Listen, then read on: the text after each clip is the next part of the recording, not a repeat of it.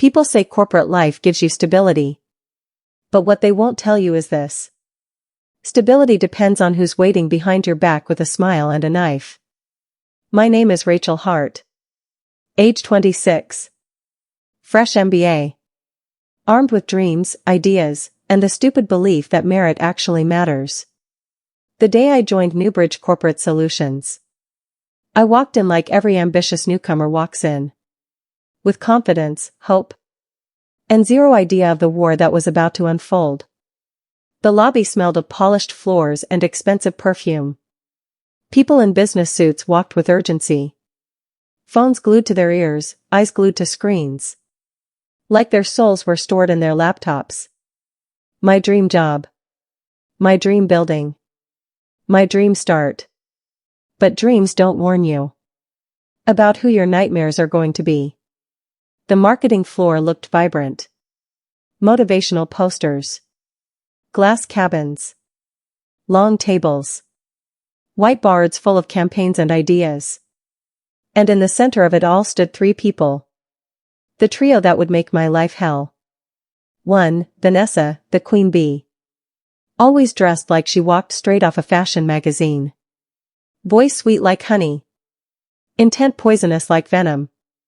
2. Marcus, the office hero. Tall, loud, and allergic to someone else's success. He thought the office was his personal kingdom. 3. Jenna, the whisper machine. Never speaks loudly. Only whispers. Especially behind people's backs. They looked at me. Smiled. And I felt an instinctive chill. Some smiles aren't greetings. They're warnings. HR introduced me. Everyone clapped politely. But Vanessa? She didn't clap. She just smirked. Welcome, Rachel. Hope you're adaptable. Adaptable? Strange word choice.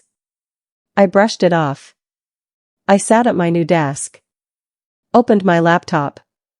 Started adjusting to the environment. And then it began. Their favorite sport. Silent sabotage. Vanessa forgot to add me to the team email group. Jenna accidentally kept deleting my name from meeting invites. Marcus would say, "Oh, Rachel, didn't you know? That meeting was rescheduled." Except it wasn't. They just didn't tell me. Every day felt like walking on a minefield. Wearing blindfolds. One Monday morning, our manager announced, "We need a pitch ready by Friday. Biggest client of the quarter." Before I could offer, Vanessa jumped in. Rachel should take lead. Fresh mind. Fresh creativity. I smiled like a fool. I thought she believed in me. But what she really meant was, let her take the fall. The team was supposed to support me. Except, no one did. Whenever I asked for files. "Oh, I'm busy." Check the folder. It's in the drive, somewhere. I think Marcus has it. No, ask Jenna. Dead ends everywhere. But I worked. I worked like my career depended on it. Because it did. I slept 3 hours a day. I skipped meals. I poured my soul into the pitch. Friday came. Big meeting. I walked in with confidence. Projector on. Slides ready. Heart steady. And then, half of my presentation slides were missing. Deleted. Gone. I froze. The client frowned. My manager glared. Vanessa acted concerned. "Oh my God, Rachel. How could you be so careless?" Careless? No. Sabotaged. But I had no proof. The meeting ended in disaster. The client walked out. My manager said, "We'll talk later." That one sentence punched me harder than anything. After the meeting, I heard the whispers. At the water cooler. In the restroom. Near the kitchen. New girl messed up. She's too slow. She can't handle pressure. Maybe she's not cut out for this job. And every time I passed by, Vanessa pretended to comfort me. Don't worry, Rachel. Failure builds character. But what she didn't know was this. Failure wasn't breaking me. It was sharpening me. One afternoon, I overheard something that flipped a switch in me. Vanessa and Jenna were laughing hysterically behind the printer.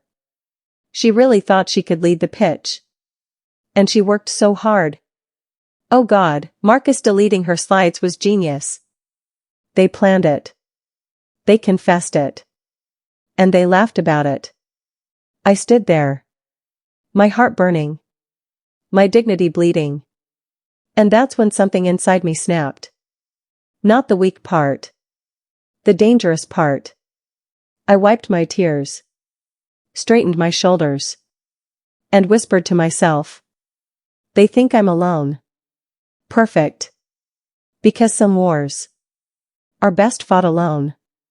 Some revenge is best served silently. And some people don't realize they created their own villain. Until the villain becomes their boss. I stopped trying to fit in. Stopped trying to be liked. Stopped trying to earn their approval. Instead, I studied them. Their habits. Their routines. Their weaknesses. Their patterns. Their passwords. Their blind spots. Their ambitions. Their insecurities. While they laughed at me, I learned them. While they underestimated me, I outsmarted them. While they tried to break me, I evolved. Because the girl who worked hard was gone. A woman who plots strategically was born. 2 weeks later, an internal announcement came.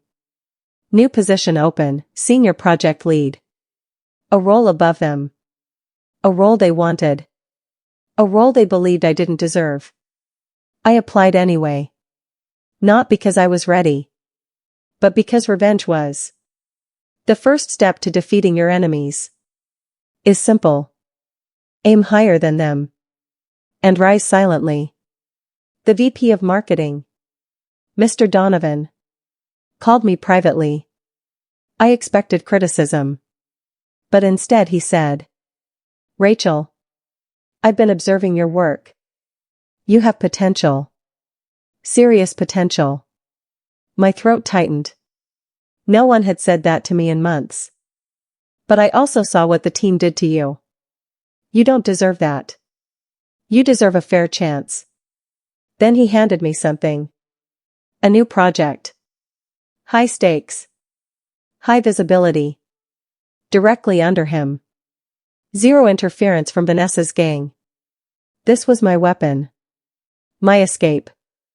My elevation. And the beginning of their downfall. The next morning, I didn't walk into the office. I arrived. Head high. Shoulders straight. No fear. No desperation. No need for approval. For the first time, I walked like someone who owed nobody an explanation. Marcus raised an eyebrow. Jenna almost choked on her coffee. And Vanessa? She narrowed her eyes. Like she sensed a storm coming. But couldn't see where. Good.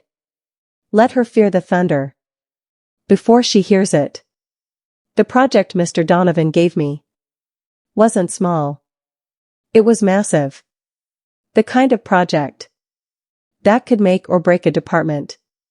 A full-scale rebranding campaign. For a global client. High pressure. High risk. High exposure. Exactly what I needed. While my old team wasted time gossiping, I spent nights learning analytics. Studying competitors. Teaching myself strategies that people usually take years to master. I built a pitch. So strong that even I felt chills reading it. And the best part? I did it alone. No team. No help. No support. Because when people show you, they don't want you to rise with them. Rise beyond them. One afternoon, I walked into the elevator and found Vanessa already inside. She forced a smile. So, heard you're working on something big? Yep, I replied. She waited for more. I gave nothing. Silence. The kind that suffocates egos. The elevator door opened.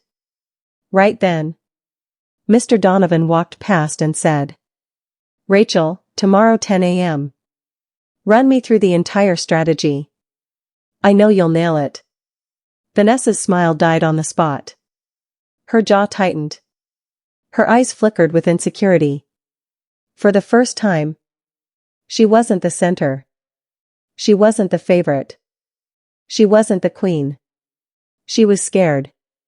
Good. Let her taste. The beginning of her downfall. 10 a.m. Conference room. Board members. VPs. Senior leads. And me. I wasn't nervous.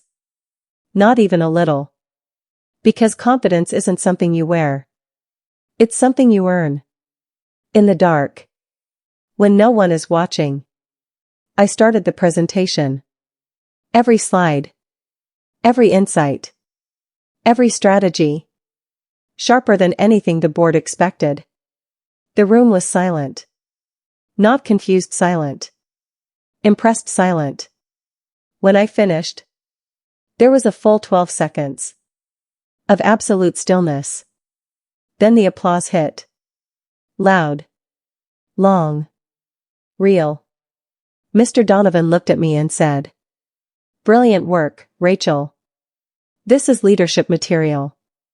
Leadership. Vanessa would break a nail. For that word. And she did break something. Her calm. She stormed out of the room. Pretending to take a phone call. But I knew. Her world was cracking. The next week. Their true colors spilled everywhere. Sabotage 1, Marcus. He tried to send a fake report to management. Claiming I misrepresented data. Unfortunately for him. I'd already backed up everything. On company cloud. With timestamps. Caught instantly. He stuttered excuses. Management wrote him up. Strike 1. Sabotage 2, Jenna. She whispered that I was being favored. And that my success wasn't earned. Sadly for her. HR heard everything. On the hallway camera audio. Strike 2.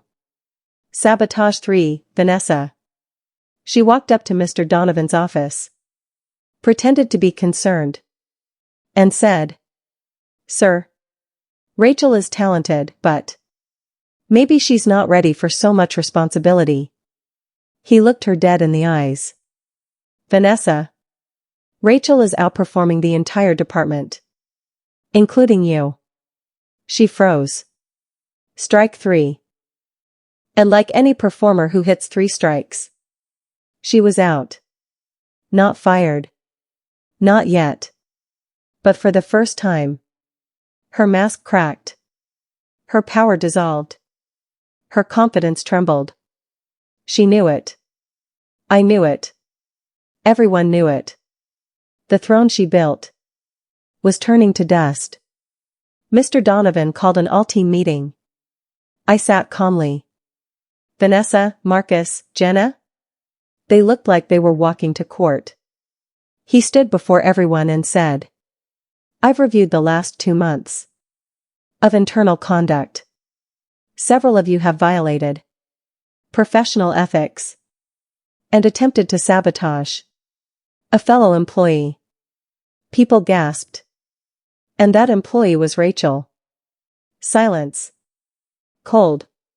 Heavy. Beautiful. He continued. Attempts to damage her work. Delete files. Spread rumors. And fabricate issues. Have been identified. Vanessa's face drained of color. Marcus's knee bounced. Jenna looked ready to faint. Then he said the words. That melted my trauma like butter. Rachel, despite all this, your performance is exceptional. You have demonstrated leadership far beyond your designation. He looked at the trio. Unlike some of you, it was public humiliation. Raw and deserved. After the meeting, Mr. Donovan asked me to step into his office. I sat down. He smiled. Rachel, I'm promoting you. My heart stopped. To senior project lead. Effective immediately. My throat tightened. The exact role Vanessa was chasing. For 3 years. And you won't be reporting to Vanessa anymore. Then who? I asked softly. He smiled wider. She'll be reporting to you. I blinked. Twice. He continued. The trio will work under your supervision. You decide their tasks. You evaluate their work. You approve their leaves. It hit me like a shockwave. They tried to destroy my career. So the universe made me their boss. When I walked out of the office, the team stared at me. Not with dismissal. Not with mockery. Not with superiority. With fear. Respect. Realization. Vanessa swallowed hard and asked. So, you're our new lead? I smiled. The slow, controlled, expensive smile that only revenge can afford. Yes, I said quietly. Any questions? She shook her head. Her voice tiny. No, ma'am. Ma'am. The woman who once humiliated me, dismissed me, mocked me, now called me ma'am. Marcus didn't meet my eyes. Jenna avoided breathing. I sat at my new desk, their old superior's desk, and said, let's begin. And just like that, the hierarchy flipped. Like destiny itself wanted to applaud. I didn't fire them. I didn't torture them. I didn't scream. I didn't humiliate them. No. My revenge was simple. I treated them professionally. While they drowned in their guilt, I gave them work. Guided them. Corrected them. Ignored their insecurities. Focus on results. No drama. No emotion. And that crushed them harder than anything else ever could. Because nothing hurts a bully more than seeing you rise without hurting them back. Months passed. My team improved. Under my leadership, productivity doubled. Clients loved the new vision. The company grew. And me? My salary tripled. My office changed. My confidence deepened. My voice mattered. I had become everything they said I couldn't. Everything they tried to stop. Everything they feared. People ask me sometimes, do you ever think about the colleagues who tried to destroy you? And I smile. Because the truth is simple. I don't think about people who live in a chapter I already closed. My name is Rachel Hart. And this was not a story of office politics.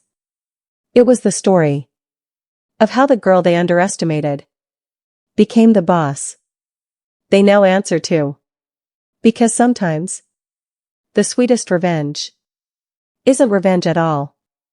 It's success so loud that your enemies have no choice but to sit quietly and watch.